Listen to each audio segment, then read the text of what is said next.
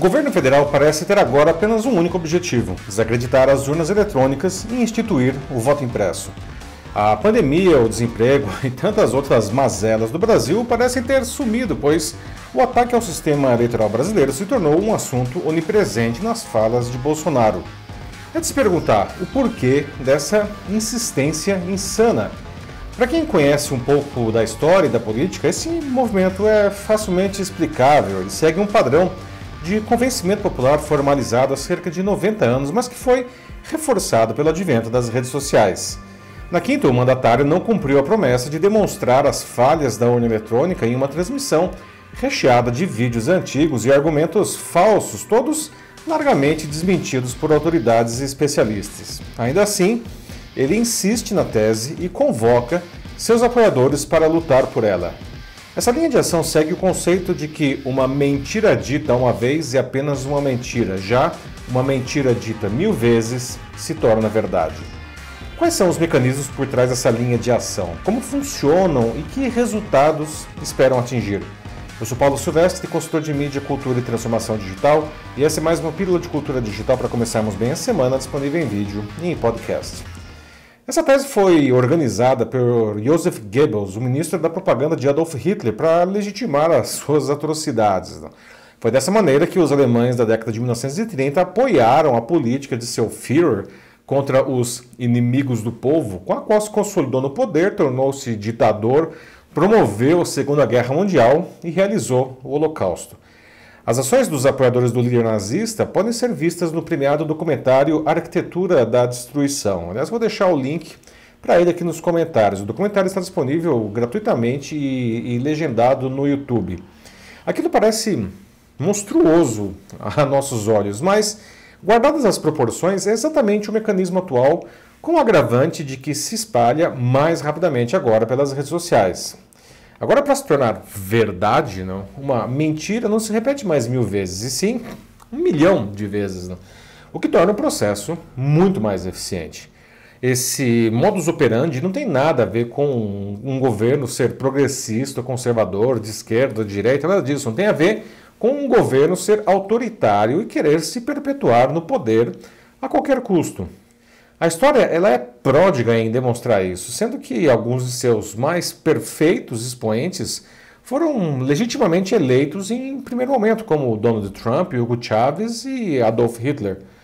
Dos três, o único que fracassou em seus objetivos de se perpetuar foi o primeiro, mas não sem deixar um grande custo, não, com os Estados Unidos rachado ao meio, não, culminando com essa grotesca invasão do Capitólio, em que seus apoiadores invadiram violentamente o Congresso para tentar impedir o anúncio da vitória de seu opositor Joe Biden. Não se trata de uma loucura coletiva, não.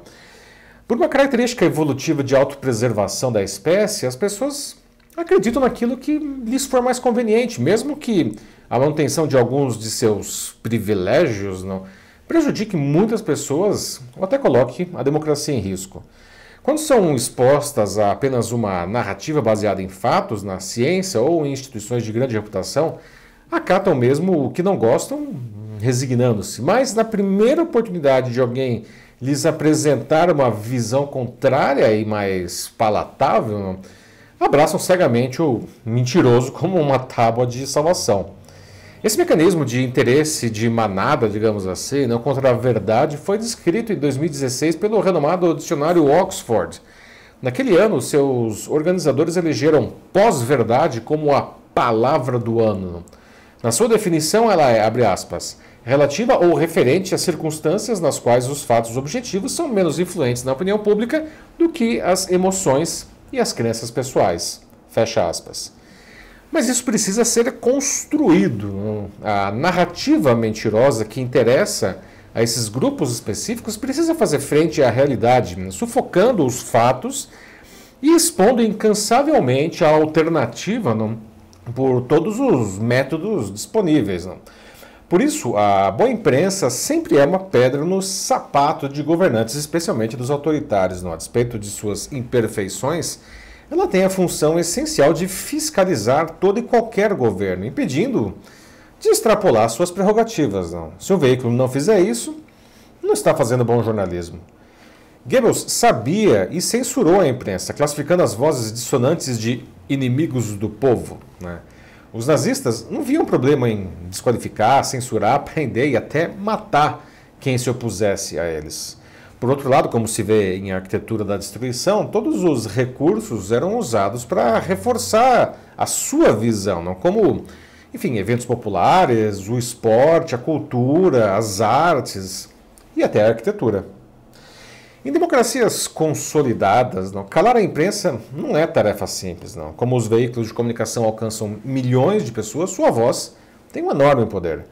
Mas ela ganhou um contraponto há cerca de 20 anos com o surgimento das redes sociais. Pela primeira vez, as ideias de qualquer pessoa poderiam potencialmente atingir uma enorme quantidade de indivíduos, até mesmo em outros países.